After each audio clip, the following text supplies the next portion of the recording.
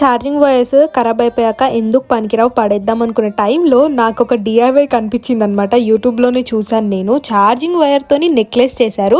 So why not నేను కూడా try చేద్దాము, నా దగ్గర కూడా ఉన్నాయి కదా అని చెప్పి ఇంకా నేనైతే స్టార్ట్ చేశాను. కేబుల్ వైర్ మనకి ఎంత నెక్లెస్ లెంత్ కావాలో చూసుకొని కట్ చేసేసుకొని పెట్టుకోవాలి. దాని తర్వాత ఇక్కడ నేను silk threads black and green use చేస్తున్నాను. ఫస్ట్ బ్లాక్ ని ఒక 120 రౌండ్స్ చుట్టుకొని గ్లూతో స్టిక్ చేసుకొని ఒక లేయర్ అంతా చుట్టేసుకున్నాను. అండ్ ఇక్కడ గ్రీన్ ఏమో ఒక 50 రౌండ్స్ తీసుకొని జిగ్జాగ్ వేలో చుట్టుకుంటూ వెళ్ళాను అనమాట. సేమ్ అలా కాకుండా ఇలా జిగ్జాగ్ వేలో చుట్టుకుంటూ వెళ్ళాలి.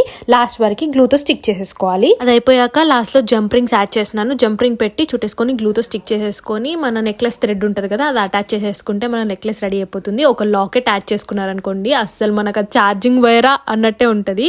So this is the final look. మీకు ఎలా అనిపించింది ఖచ్చితంగా కామెంట్ చేసి చెప్పండి. నాకైతే అసలు భలే అనిపించింది ఈ డిఐవై చేసి.